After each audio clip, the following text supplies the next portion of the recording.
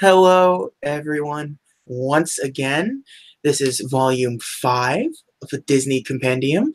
I am your host, JJ, and over there on the other end of my line is. I'm Nick. I watched Bambi. You did watch Bambi. God help me. I watched Oh boy. Okay, so it's be starting. different. This episode will probably have a different tone to it than what we've normally had. You don't say. Ah, but you'll figure it out already, probably, if you hear it. The disdain in my voice. Yes, Last week, I wasn't a big fan of Dumbo, and Nick, he really enjoys Dumbo. I did. This week, neither of us particularly care for the movie that we're talking about. Yeah, I think it's funny is the movies that you and I have the most solidarity in Yeah. are Fantasia, are so far our best movie, and then this one, which is going to be considerably lower on our list. Yes. Yes. So Bambi, it was the 1942 release for Walt Disney Animation Studio. 1942, not exactly a great year for the country. It, um, it's you been know, it's been in development hell at this point for how long now? since the let's see, so because they were starting to work on not principal animation, but a lot of the early animation stuff, and around the time of Snow White, like Pinocchio being made. So cause I know they bought like MGM bought the rights to the book, and then they sold it. Then whoever for MGM sold the rights to Disney in '38, was it? Yes, Okay. that's a whole other can of worms because there's more rights issues with this movie or the book later on. So yeah, Bambi came out in 1942. It's based off of an Austrian story called Bambi: A Life in the Woods. The book is all the story beats are very very similar. Like the raised in the woods, mother gets killed. Spoilers. What? And the prince, and there's a time leap and everything, but it doesn't. It sort of gets rid of a lot of the sort of cuteness that the Disney version tries to do with like the other animal friends and things. So Austrians not known for their warmth. yeah, and the book was 1920s, I think. Let's see, 1923. Okay. So you know, uh, yeah, Disney. Yeah, not a great time. I mean, there's not. Okay, I guess we'll just talk about the movie. We'll just talk about the movie outright right away, I guess, huh? Because there's not Yeah, much. There's not much to talk about in terms of what the movie plot of Bambi is. I mean, it really is just a deer. It has all of the thrilling action of a nature documentary, like and that's what it feels like. yeah, and Yeah. I think like it's it's it's boring. Like there's not a lot going on. It's cute. I like the animation is absolutely gorgeous. The designs of the animals, especially like the Prince of the Forest when he eventually shows up, that's a Yeah, pretty, you know, yeah. And like everything's cute. I mean, like I like Thumper and Flower and all that stuff. I mean, and it's got some cute gags like Bambi learning to walk or going on the ice and stuff. But like, none of that makes for a particularly interesting movie. Like, where the things could be interesting, like the whole like man scenario that plays out. Like, they don't really spend a whole lot of time dealing with that stuff outside of Bambi's mom dying, and then you have a time leap, and then you have adult Bambi and stuff, and then the woods burn down, and uh, I think AFI has Man from Bambi is listed as one of their greatest villains of all time. yeah, and You so I don't mean, see. yeah, yeah. I mean, I think you could say. I mean, look, probably the greatest because man is the villain of about 85% of all movies. So the most dangerous game. And, um, so this movie also gave us the phrase "Twitter pated." yeah, yeah, which I think has the most lasting effect. Like we were Yeah, talking about it just a little bit beforehand, and this movie hasn't had a whole lot of effect on Disney marketing in any way, shape, or form. Like, surprisingly not. yeah, you don't see a whole lot of Bambi stuff. You see Bambi like stuffed animals, and that's kind of the extent of it. Like, it's not an easy movie to market by any. There's like, there's no toys. There's not much of a soundtrack to the movie. Like, it's There was those really sweet 1987 Happy Meal toys. yeah, Oh, those yeah, things are. I think it was like for some. I think it was either for like a theater release or a VHS release. But yeah, they were cool toys. yeah, yeah. So this movie, so yeah, Disney gets the film rights in 37, and they start like working on it almost immediately. Like once they get the film rights, they're off to the races. It was going to be their second movie. That was the plan, was to be the second movie. Obviously, since we're on volume 5 as of right now, that didn't play out at all, period. I wonder if it worked out for the best that it wasn't the second movie. I think I probably not, because I think if it were the second movie, this came out as the second movie, it probably would have made more money Mm, overall, because it wasn't like, as the second movie would have been. I mean, if they were able to get the animation down, just say if they just had it all figured out and it came yeah. out, the movie that came out as the fifth movie was actually the second movie. There's no changes between the two. I think the movie would have been more successful. I think people would have been more forgiving to it because it was the second one, and it is a gorgeous looking movie. The animals all look phenomenal in it. Um, and the plot not really being much of anything probably would have worked fine, it being the second movie, but They'd by already this point you've already had Snow White, Pinocchio, and Dumbo as their sort of theatrical, they're like thematic movies. Fantasia. It's Fantasia. It's always going to be the thing you have to talk about with Fantasia, is that it's such an outlier of everything that they've done. Like, it costs a lot of money. It was, the music's not original, and it's not thematic. It's not telling a cohesive story. Yeah, and you bring it up, and now I think you're right, because if you think about it, like the first 4 movies, they have some pretty decent soundtracks. Yeah, this one has zero soundtrack. Well, it has okay, but the Rain song has stuck around for Disney. It shows up everywhere for them. Like, it's always on soundtracks. Like when they do compilations, it appears in a couple of, or the April showers. Yeah, yeah. The drip drip drop little April. Like, yeah, and it's just it's a nothing song. It's just like it starts raining and you can just start humming it in your head. Mm-hmm. And that's sort of the extent of it. I live in Washington State, so it's sort of like it's just whenever it starts raining, I will think that song. So I think it a lot. I think about the song a lot, but it's not, it's not like Hi Ho or even Elephant Fly, or even like Give a Little Whistle. It's not even When You Wish Upon a Star. It's not even a C tier song. It's just it's like theme park ambience music. Like, kind of.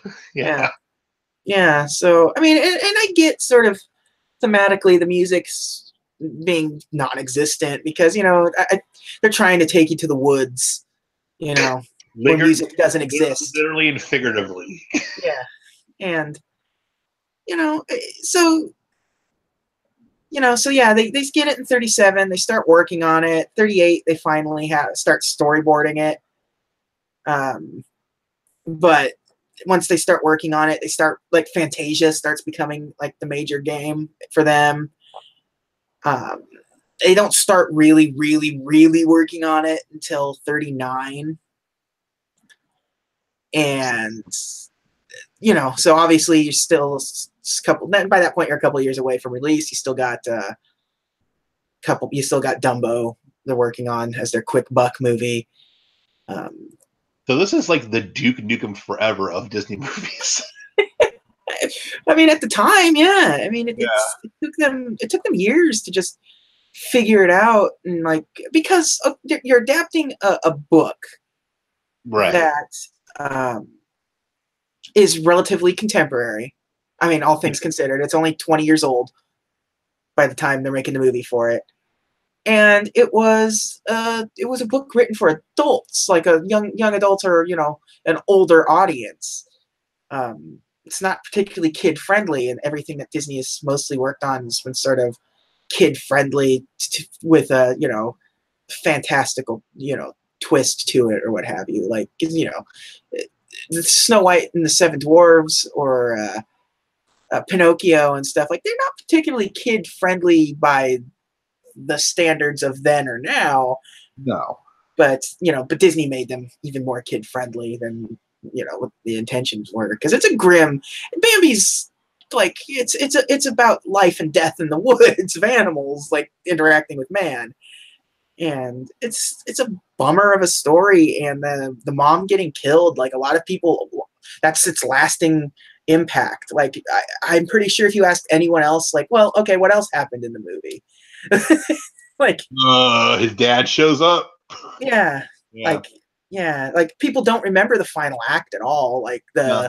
when with the woods burning down and stuff, like that, nobody remembers that part. It's always the mom getting shot and maybe Bambi growing up, like learning how to walk and everyone laughing and slipping on the ice and things, like all the sight gags, but never the actual like story, which there is no story for the most part. It's just a rabbit. Yeah, it's a rabbit and a skunk and a deer growing up in the woods. So You have to wonder what attracted Disney to the story. I mean, I wonder if they got it on the cheat from MGM.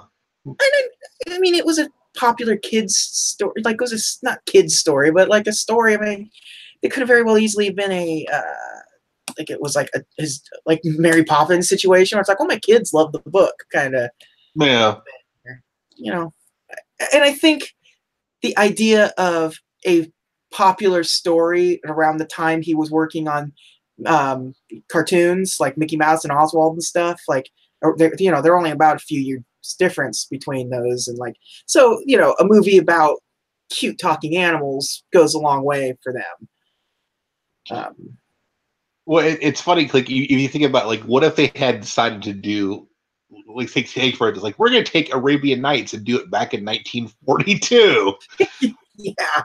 And how Aladdin would have looked, and maybe it's better they did Bambi. Just get yeah. with any substance. Well, you're gonna find out in shortly. When I say shortly, I don't mean shortly in uh, their terms, but shortly in our terms of like in a couple of months, few months after from now, and like after Walt's death, Disney doesn't really know what to do, and they start picking at the bones of rights that they've bought up and ideas like, well, Walt wanted to make a movie about this, so we can now let's make this movie. And so so you're gonna see like a lot of movies that maybe benefited from not having the Walt Disney attached to them directly, and you'll also see a lot of movies that probably would have benefited from having that sort of close-knit studio situation of when he wanted to make it. But having his oversight. Yeah, but yeah, I mean, there was always a problem with Bambi during the entire production, because we just talked about it last episode with the strike that went on with the artists. World War II is doing its World War II thing, and now America's in it, kind of stuff. So, and you think about it, like it's not the happiest movie.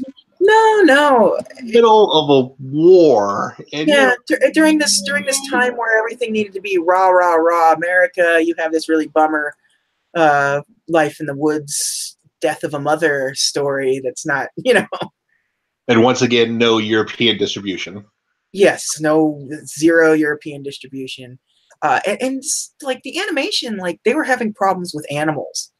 Like they knew that the movie wasn't going to look good if they couldn't like animate deer. Like they didn't know how to. So They had actual deer in the studio, right? yeah, you can actually find pictures and stuff of them like with like deer, like painting them and drawing them and seeing them. They go to this, they visit the zoo. Uh, they actually like ended up like building their own little petting zoo to they store animals in, and um, That's how Wild Kingdom was born. yeah, and they're like, and they can't like they're used to with some of the previous movies like being able to film live actors for reference and stuff, but they can't really do that for this because you can't really film animals acting how you want them to act. So and there's not much human going on in it. And you can't direct animals.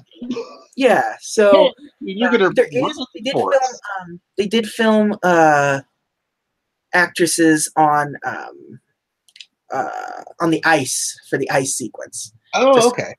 So they actually did. They did there. So there was a live action. We're gonna because that's tricky. That kind of dancing is always tricky, no matter what for animation. So to have that as a resource, you needed that. And the ice sequence is it's not dancing, but it's like wrestling, or wrestling's dancing in a sense. It's all choreographed. Wait, wait, wrestling's choreographed? Nick, we're gonna have this discussion again off the air. I've told you this 1,000 times. It's not out of it. But yeah, World War II really cut into the budget as well. Like it's and you weren't making money, so you have Fantasia that just lost a bunch of money.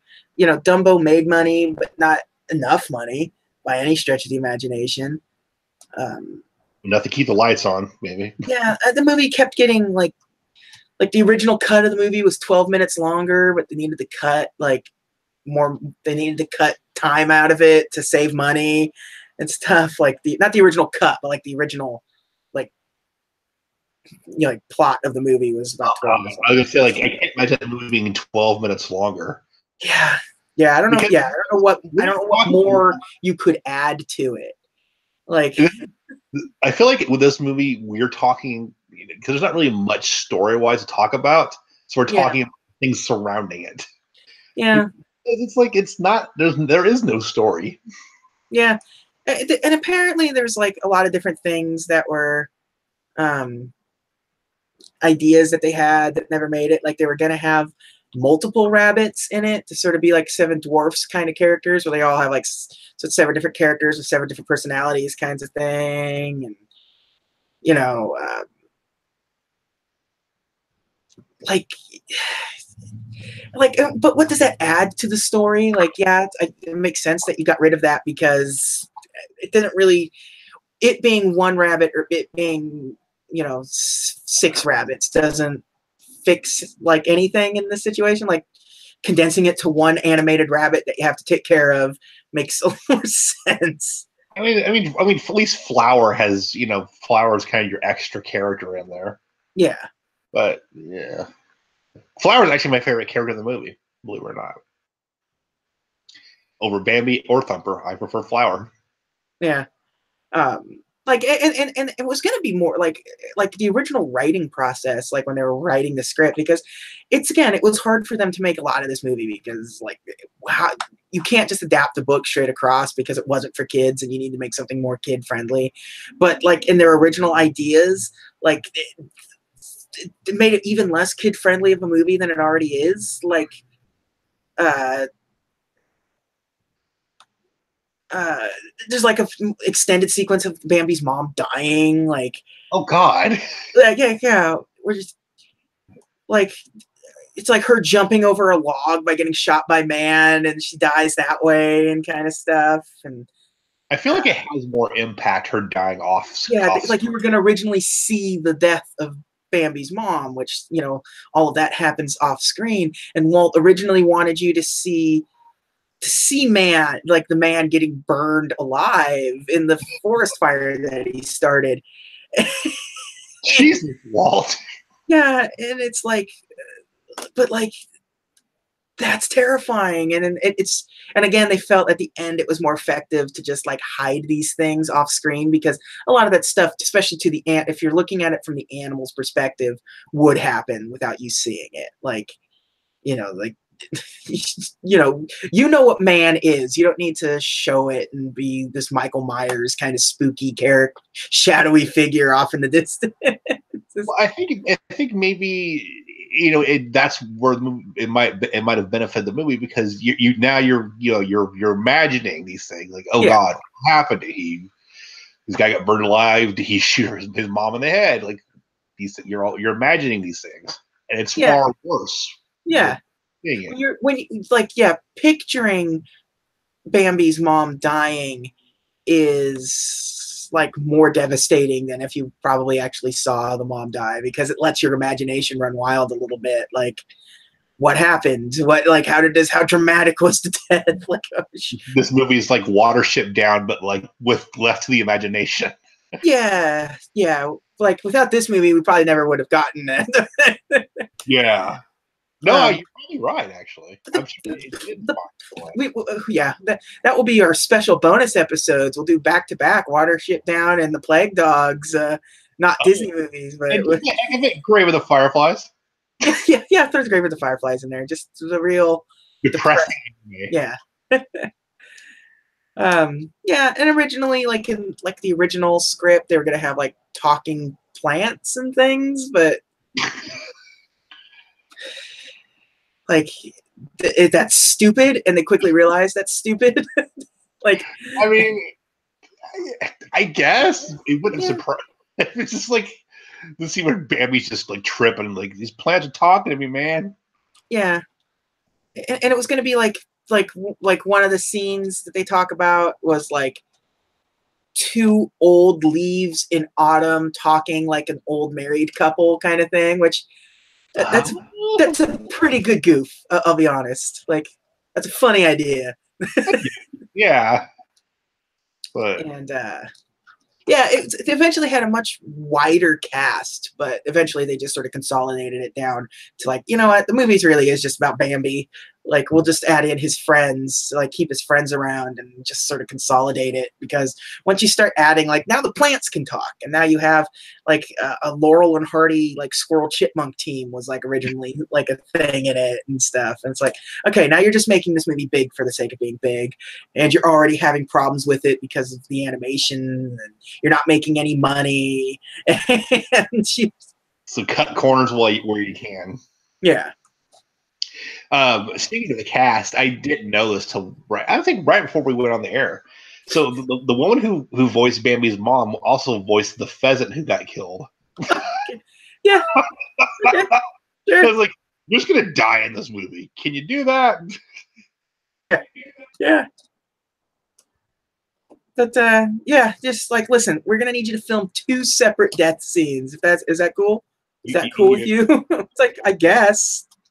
Do I get paid for 2 separate death scenes? We also talked off air about the creepy thing I found out about this movie, where the voice actor who played adult Bambi and the voice actress who played Bambi's mom actually got married years later. Which, wow, that's it happened. Yeah. Bambi married his mom. It's great. Which in the forest, hey, that's probably the thing. Yeah, there's thing in the wood. So yeah, this movie really, boy, it came out at the worst possible time for any movie. But then you have it's not exactly a happy-go-lucky movie, smack dab like during World War II. Uh, No, so I mean, at least it ends on a happy note, and it has its moments of levity. yeah, And yeah. I it's mean, it is, but bummer fest, but it's it, still. Eh. yeah, it lost money. Uh, movie cost 1.7 million and it earned 1.6. So not as big, not as bad a loss as Fantasia um, or Pinocchio, but still a loss nonetheless. There Um, was what was the telegram Roy sent to Walt about the movie losing money? So like Roy had gone, he'd been there at the showings, and like, oh, hey, it's because it wasn't making a whole lot of money, and it's because especially because of World War II, they weren't making a lot of money in the European markets. That wasn't in theaters for particularly long.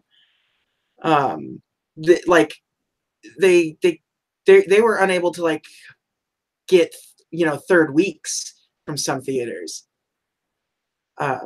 So that was what he was talking about. Like they weren't making money at like I think the Telegraph was this was in a book. Like the night business is our problem. yeah. And then yeah, so it's World War II. It's not making a lot of money. It's critically not particularly well received. Well, keep in mind, like what's out in 1942. A lot of musicals and like song and dance numbers, and Yeah, a lot of well, it was you wanted to make people happy. It's like it's why Disney was so successful during the Depression because it was making people not think about the Depression for a short pile of time. And like now you're in World War II, and the country, by this point in time, it's things are far more grave than they've been in the war.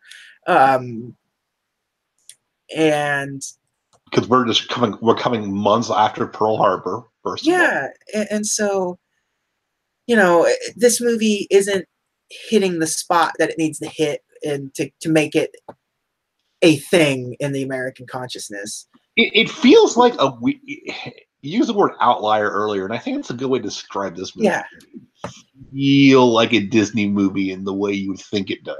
And when you think of Disney, it doesn't yeah. feel like a Disney movie. You think of like this like lush, bright like animation. You think of the music. It's always music's a big part of Disney. Period. To this day, music is still like their bread and butter when it comes to their movies. And there's none of that here. You have one song, like we get to it at the end of these, like, is there a hit song? And I'm like, well, no, there's not a hit song. Like the uh, April Showers song is not by any stretch a hit. Um, it was just like they were complaining. And a major problem this movie had, which I was going to get to and I forgot about until just now, was that people were mad at the movie, actually, because it Mom? portrays hunters and stuff were just absolutely livid about this movie because it makes them the villain, and it's they see it as this sort of uh, propaganda in a sense of like anti anti man anti hunters kind of thing kind of situation. And it's like, Want well, to see I mean, propaganda? You just yeah, buckle up. yeah. I mean, and it did have a lasting impact. I mean, a lot of people like. I think Paul McCartney even says like it's the first thing he can think of that pushed him towards like the vegan lifestyle that he has, kind of thing. Um, Watching man hunt in killing Bambi's mother was like had an effect on him. I Um, kind of get it. I kind of get where your takeaway would be like, I don't want to eat meat now. yeah. So yeah, when it came out, the critics were just really split on it. It wasn't. It's like it's like it doesn't have fantasy to it outside of animals talking. Like that's as fantastical as it gets, and up to this point, every Disney movie has like been really fantastical. a puppet brought to life, a flying elephant in the circus, Sorcerer's Apprentice, Snow White and the Seven Dwarfs. They all, there's a hint of magic to some of these movies. Even Dumbo, that doesn't really have, a hint of magic per se, but it does have something like a flying elephant is sort of the payoff of it. So, and it's that thing where Disney movies, the way I think Disney movies, they offer escapism. This movie really doesn't. You're sitting watching a movie like, I still got to do this thing tomorrow. That sucks. Thanks, Bambi, for reminding me about that. Yeah.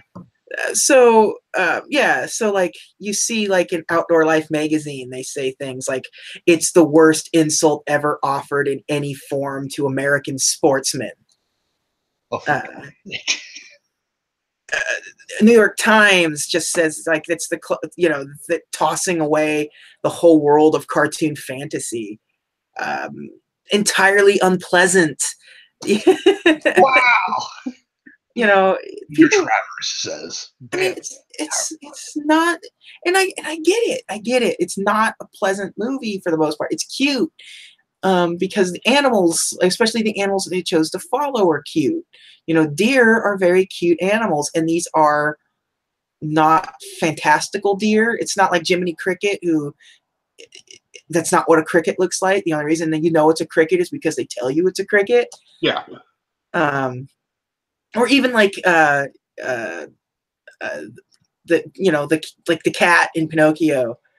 Figaro, yeah, Figaro. Yeah, it's a very It doesn't look like any real cat, but you recognize it as a cat, and it's just really tall and cute and adorable. And it purrs. Yeah. And the thing is, there's criticism of this movie, and you and I aren't really any different from anybody else in that regard because it's not a go-to movie for me. I'll be honest. Yeah. And I don't think it is for you either. Even his daughter, Walt's daughter, didn't like the movie. Wow. Well, I mean, because it all revolves around Bambi's mom getting shot and killed. That's the only thing that sticks out in your mind.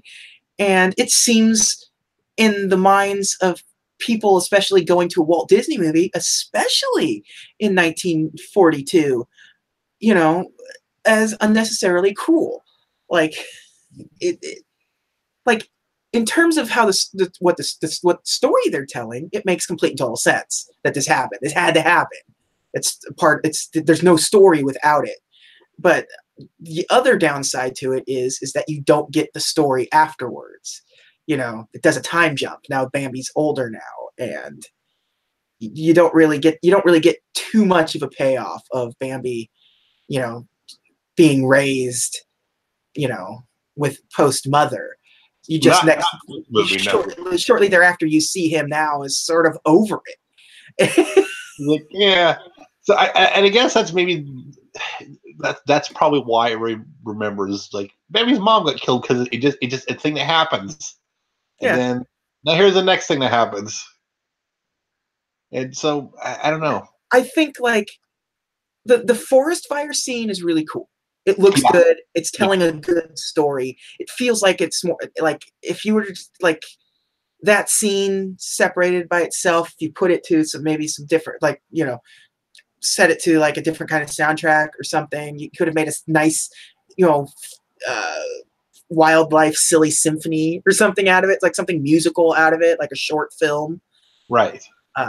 Because it's like it's all because the only reason it happens is because you've established man as not caring about the wilderness around it. So, it's I think Thumper is great. I think Thumper's a really good character. Yeah, he is. Yeah. Yeah. Thumper is the one thing that is like I always think about Thumper, and I think about Twitter pated. Like Twitter pated's in my dictionary, like my own personal mental dictionary. Twitter pated. Your everyday lexicon, you say Twitter pated. Yeah, Twitter pated. It's like The Simpsons added, embiggens or cromulent. Supercalifragilisticexpialidocious. It's so yeah, it's not wholly bad. I think by and large the entire movie is gorgeous. I feel like, and that's the thing. Is nothing else. If you don't care about the story, the animation's nice to look at. Yeah, like I said, it is very much just it's as exciting as a nature documentary. You know, I'm not saying nature documentaries are bad. I love nature documentaries, Planet Earth, things like, you know, those are fantastic. But with those, you're at least seeing real things happening. Like you have a nature documentary that's fake, essentially, which we won't be talking about them in this particular wave, but like that's a thing that Walt Disney ends up doing at a point, is making nature documentaries where they kind of fudge reality a little bit with the Old Mr. Possum's heading back home again. yeah, well, it's, lemmings. Like that's the reason we all know that lemmings just march off a cliff is because of Walt Disney's nature documentaries. You know, it's not really a thing that happened. This they sort of pushed him in those directions to get footage for it, but you know, it's Yeah. but like this movie clearly is sort of like that's clearly what set up um, the nature documentaries and what how they because the whole point of the nature documentaries were like these are things that people have never seen before. However, facts are boring, so like they have to like make everything human. Like they add human characteristics of why they're doing things and stuff, which is what they're doing in Bambi, except it's all drawn. Like they're making up all of it. They're not even making up. They're not even having real footage of what animals are doing in the woods and attaching human qualities to it. They're just making animals act human, and it's you know it's okay. Yeah, I think for the both of us, this one's the bottom of the list. Absolutely. And again, it's not like I don't hate this movie. I know it maybe comes off that way, but I don't hate the movie. Yeah, I think it's visually beautiful. It's yeah. groundbreaking. I will watch this movie again. It's just story wise, I just don't Yeah, connect. I can't yeah. connect. Don't, trust us. We will get to genuinely. There will be things that are worse than Bambi coming up. Yeah. So Yeah. In about what, 20 episodes or so? Maybe. Yeah, even 20. sooner than that. I think there's a couple of things that you probably haven't seen or haven't seen in a while that you're gonna watch and be like, oh, okay, yeah. But but I mean, like we were talking about it. I think we already brought this up a little bit, but like, there's no like merchandise for this movie. Like, you there's no. We'll get to our breakdown. Is there a is there a Bambi video game? Uh, no, unless he's probably in Kingdom Hearts somewhere. I don't even know if he's in Kingdom Hearts. To be perfectly honest, it's been a long time since I've touched Kingdom Hearts. So His lasting legacy is Bambi versus Godzilla. yes, that's like the last thing I was gonna say. I was gonna save that for. Is there a sequel? There is. There actually is. There is Yeah. a sequel that takes place during the time jump. So it's not like you can't. It's a sequel, but it's not a sequel because it takes place in the middle of a movie that you've already seen, featuring the voice work of Patrick Stewart. At least it's basically him. From what I've read of the, I'll be perfectly transparent. I've not seen the sequel. Yeah, I don't know that JJ has either. I have. I absolutely have. JJ had. One of us had to take that bullet. Anyway, so it's basically like the Prince of the Forest, like, or trying to raise his young son alone, right? Yep, that is the extent of the movie. It takes place completely during it takes place after when you see Bambi after the mom gets killed and you can't find him and he goes off with the prince and ends before you get back to Bambi later after the time jump in the middle of the movie. So it's not a sequel or a prequel, it's a midquel. Yeah, and Disney will go back to that well. Future deeper into the future, we will get other sequels that'll be like, well, technically, this movie takes place during the events of this movie or something. You're gonna get things. Um, But yeah, I mean, it was used in like public service announcements, which lets you really know just how what this movie is in the public consciousness. And nothing's more fascinating than public service announcements. Yeah, because it was like, you know, Smokey the Bear kind of stuff, and only you can prevent forest fires kind of nonsense um, for that. So yeah, so you got a Bambi. There's no theme park ride. That's the other question. Is there a theme park ride? No. Nope, There's not even like a theme park presence. Like you might get like some like topiaries or something shaped like forest creatures that might be Bambi and Thumper and stuff. But yeah, there's nothing. You know, you get plush animals, and you can't have, you know, costumed characters wandering around dressed as on, you know, it'd be like one of those like kids party horses where it's like, okay, you get the back end, I get the Bambi head. You know, it's well, I talked about it on a few episodes ago. I think it was maybe for Pinocchio, where they have like where the Disney store used to have those ceramic sculptures in the window. yeah. And I remember like they had one of Bambi with like the butterfly on his tail, and he was looking Yeah. at it. That's kind of always what I think of. Like, is there a Disney attraction? And I go, no, there's not. That's from the Disney store, you moron. Yeah. Yeah. I mean, yeah, there's no like, there's just doesn't have much of a presence in Disney's. Like, we all know Bambi. We've all seen Bambi. We know exactly, you know, only a couple of things come into your mind, but like, there's no like lasting impact to the studio itself with Bambi. It's weird. It's this weird sort of, like I said earlier, it's an outlier for the company. There's no, it's just like there's no lifespan for this movie. It came out, it exists, it didn't make any money. They've re-released it a few times in theaters because that's just how they work, you know. So my question is like, okay, so since Bambi becomes Prince of the Forest, right? Yeah. Is Bambi's mate the forgotten princess, Disney princess? That's a good point. Yes. Like she didn't get to hang out with Merida and Mulan, I guess, because Yeah. she's a deer. She's a deer that lives in the woods and gets frightened by you know, she would stare into the headlights of an Autopia car and what to do. Kind of there. Yeah, but yeah, and we did mention Bambi meets Godzilla, which yeah, it's just an old. We mentioned it in passing. It's just an old short animation. Well, it's like 2.5 minutes. Something like that. Yeah, just like a little pencil drawing of Bambi, and then Godzilla's foot just coming down and stomping on it, and that's the extent of the cartoon. But you know, it was like a YouTube viral video before like even VHS tapes were being circulated. You know what I mean? Like, it was made like the 60s or 70s, right? Yeah. So it was a real underground thing.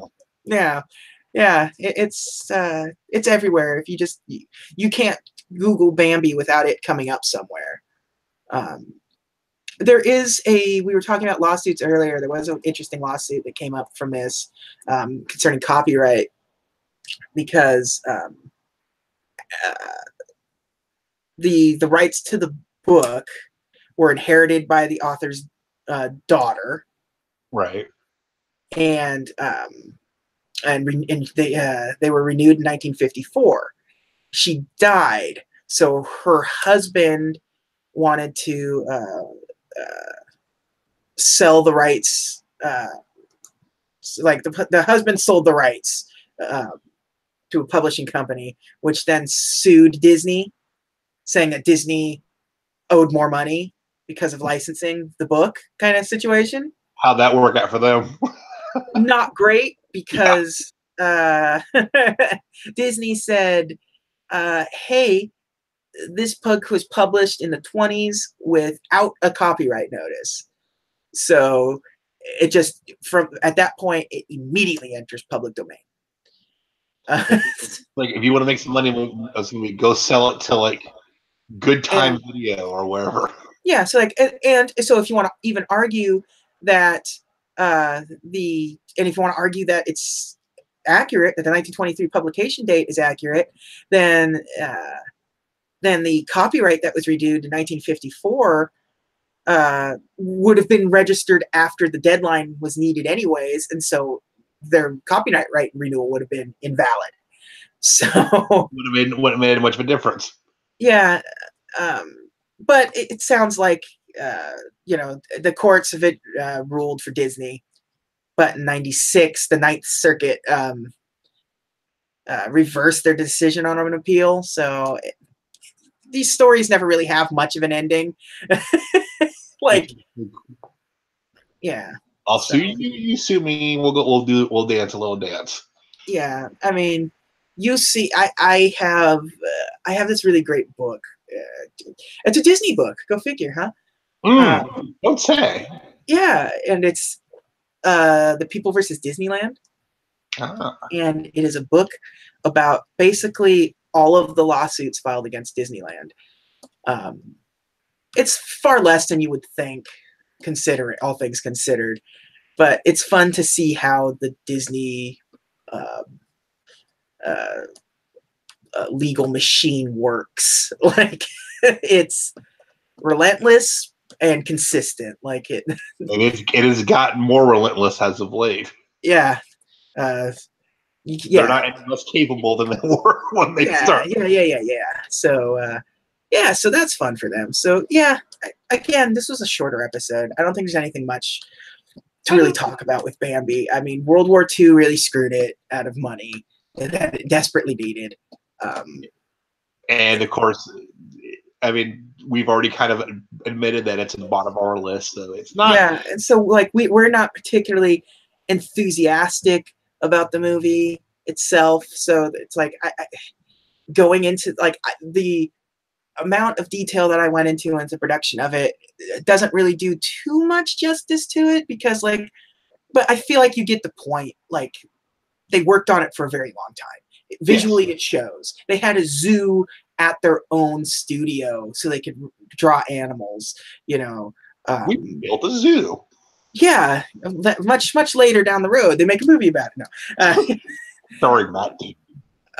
But like, it's not so much that there was a lot of controversy around the movie, like some of the other movies that we've had, like Fantasia, which was like a pet project, and Dumbo, which had a lot working against it and had a very specific purpose in Disney's history. Like, this movie was just a victim of circumstance. It, like, as a second movie, would have been a phenomenal second movie at the time, but it kept getting delayed.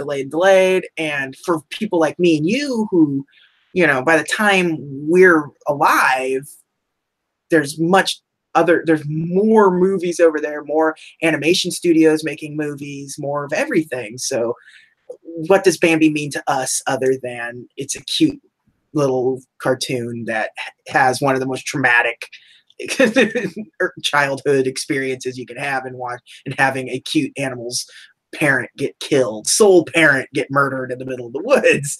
Yeah. But by the time I'd seen, and I think I actually saw it in '87 for the first time. Yeah. And by the time I got around to watching Bambi, I'd seen like over 30 years worth of other Disney films. Yeah, and not just other Disney films, like other studios were making movies at the time too. If '87, like, hey, would you rather watch Bambi or American Tail? Like, well, I'm gonna watch Fievel. yeah, exactly. So, yeah, by the time I really get into Disney movies, 20 some odd years ago, or like I really get into the whole thing, it's like Aladdin stuff is already out. Like, Disney has had their 90s boom. So you have the holy trinity of Beauty and the Beast, Aladdin, and Lion King. So yeah. It's tough to watch those movies in a contemporary setting and then go back to Bambi and go like, yeah. Yeah, I mean, but like, even we can look at contemporary reviews for the movie, and people, even then, critics are like, this movie's like lacking everything that makes a Disney movie a Disney movie.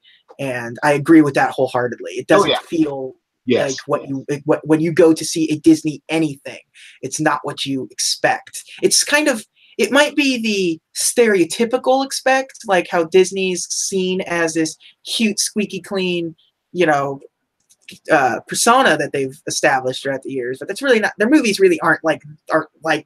It may be they're perceived as Bambi when they really are Snow White or or Pinocchio, where it's like there's some darkness or Fantasia, what you know what I mean. That's really what they are. But You know what I feel like we should have done, since we're recording this like a few days before Halloween, that we should like also talk about one of the Disney like ghost or like the skeleton dance short, just to kind of like, here's something we actually like. Listen, the skeleton dance is absolutely phenomenal. And if there's one takeaway that I'm going to give to you, it's if you turn off this episode and immediately put on the skeleton dance. Well, that skeleton dance, or oh god, what was the cartoon where Goofy Ghost Breakers maybe? No. Yeah, the one where it's just Ghostbusters, but it's not. Yeah, it's Mickey and Goofy and Donald in the haunted house. Yeah, that one rules. Oh, Lonesome Ghosts. Yeah, and or the one with Mickey. Ub Iwerks, who's really the father of Mickey Mouse. He really created that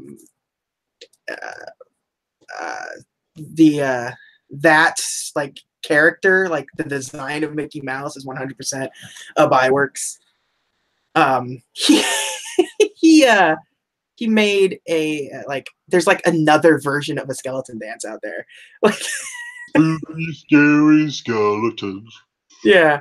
So we you're right. Like we should go like, hey, go watch this movie that we talked about. Like, no, go watch the skeleton dance. Yeah, I agree. Or go watch Donald Duck Trick or Treat. Go watch that short.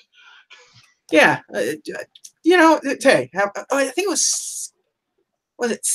Oh man, now I cannot remember that Skeleton Frolic or something. I feel like it was called or something. I don't know. Like the one Skeleton Frolics. It was Skeleton Frolics, directed by Ub Iwerks. It's basically like a remake of a skeleton dance, but in color. That silly symphony of was it Hell's Bells? That's a good Halloween cartoon to watch. Yeah. It's pretty messed up. Listen, if we're just gonna suggest Halloween cartoons, we can just keep going. Watch the Garfield Halloween special. Watch the Garfield Halloween special. Go watch a Halloween episode of Roseanne from the next. There we go. Just don't watch Bambi. I mean, Bambi's probably more terrifying than any of the other things you're gonna watch. Well, I mean, I think, and we don't speak for everybody, because if you like Bambi, you like Bambi. Yeah. We're not saying Bambi. The thing you're going to find with pretty much anything that we talk about from here on out, you're going to find is somebody's favorite movie, Disney movie. Yeah. Like, I'm sure Bambi's favorite.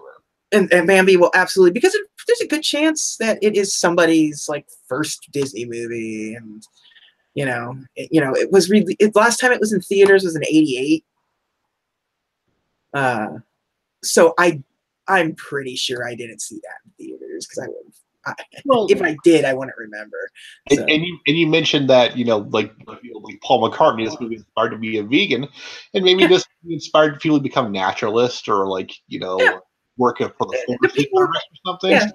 Hunters were mad because it portrayed them in a bad light, as these are the people that killed Bambi's mom, and clearly they had a reason to be upset because it really did create that feeling for kids growing up. So. But it's like, but you do shoot the Bambi's mom. But you would shoot Bambi's mom. Come on, let's be realistic here. So we have some bad news going forward with this podcast.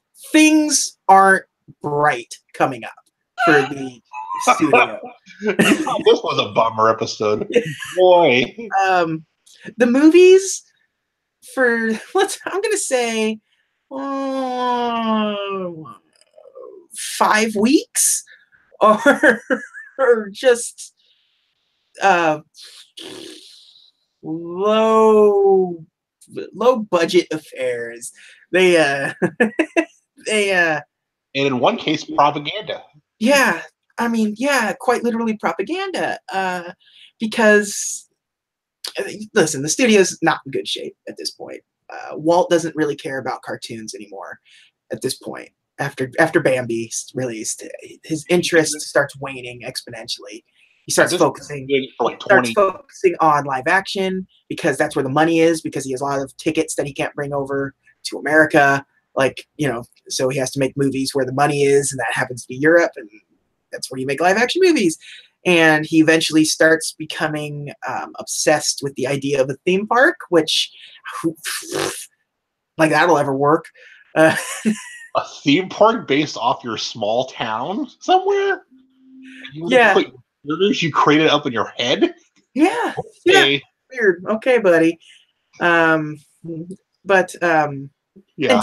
TV and stuff, cartoons start becoming um, sort of just another thing. It just ends to a means, and um, there's a couple of instances where he'll get reinterested again in a particular project, but it's not for like the next week's movie, which would be Saludos Amigos. Um, he gets involved in it. He's interested in it, but there's you know Not for the right reason. not for the right reasons, and it's a very interesting story, and you see. Well, we'll save it. I was gonna spoil some stuff, but we need to save things for I feel like Saludos I feel Amigos. like the things surrounding next episode will be the bread and butter of that episode. Not so Yes, much not so much the content of what we're talking about, but yeah, everything that's peripheral around it. yeah. You're gonna see a lot of connections to sort of modern day things going on with the production of this movie and how it worked out, came about. Um, it's kind of so the next two Crown weeks is going to jewel. be yeah. Yeah. So the next 2 weeks, you have Saludos Amigos and the Three Caballeros. Those are our next two movies. Basically, the same things going on behind them. So the Three Caballeros movie might be a little shorter because it's going to follow sort of a very similar. It comes out a year later, but the same circumstances are surrounding it for the most part. Um, and then a bunch of compilation movies for the next 3 weeks, 4 weeks after that, which is just these are small movies built around with no coherent. It's like Fantasia without the art behind it, essentially. Like, Very style animation.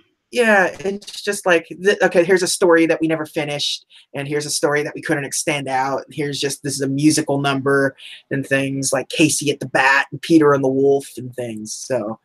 But we do get Ichabod and Mr. Toad in the coming. Yeah, by the time we get to, and even that's a compilation film.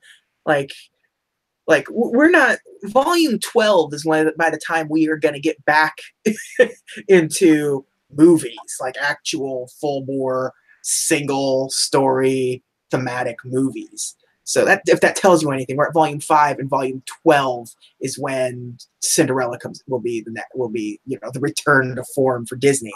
So but then it's to the races. There's some really great stuff at around then. So I think the next episodes will be fun simply because of how, like, I don't want to say pessimistic about around them, but just how one of the compilation films I've never seen. So it'll be new for me. In my case, Saludos Amigos is one I've never seen. Yeah. So there's going to be some fun to come out of these because there's some good, there's some bad, a lot of bad. It's completely detached from what you expect from Walt Disney theatrical films. When you think about their theatrical output, none of these movies have any sort of like social, like, mind space for you saved up. You know what I mean? Like, they're all just sort of their own thing. They exist in a very specific time in history. They exist for a particular reason, and there's interesting stories to be told, but they're not necessarily happy stories. And you're not going to walk into the Disney store and find merchandise for any of these things. You might find Three Well, Caballeros stuff. I take that back because one of them has Mickey and the Beanstalk. So, well, there you go. So I mean, that's a big one. That's one of the like, oh yeah, Mickey and the Beanstalk, that rules. Like, so yeah. So yeah. So look forward to that. So next week will be Saludos Amigos, 1942. Lack of a better term, propaganda film. So. I hope you join us for that. That should be a very fun episode. I think it'll be probably one of the more interesting history lessons than like film review. So I can't wait. I'm actually really excited to talk about Saludos Amigos. I feel like if nothing else next week, because I think maybe our pessimism about Bambi, yeah. It might have shown through in maybe the way I talked this week, but Amigos, I don't care that movie's a bummer. I'm going to bring these next week and just like, if nothing else, we'll make fun of it for half an hour. Yeah, exactly. So there we go. Fun. Really hope you swing on by again and join us as we talk about Saludos Amigos next week. Until then, you can find me at _double_J on Twitter. You are DJ Jazzy Jones on Twitter. So, DisneyCompendium.com is the website. We are where you get podcasts. You can get it. You can get it on iTunes, Google, Spotify, Stitcher. It's everywhere. I made sure of it. And just going to DisneyCompendium.com takes you just straight to the RSS feed. So, you're good to go there. Remember, 5 podcasts are sold. Yeah. Same. Yeah. So, put that Spotify membership to use. If you're paying the $10 a month. Yeah. But so until next week, I want to thank you for joining us and have a magical day. Bye.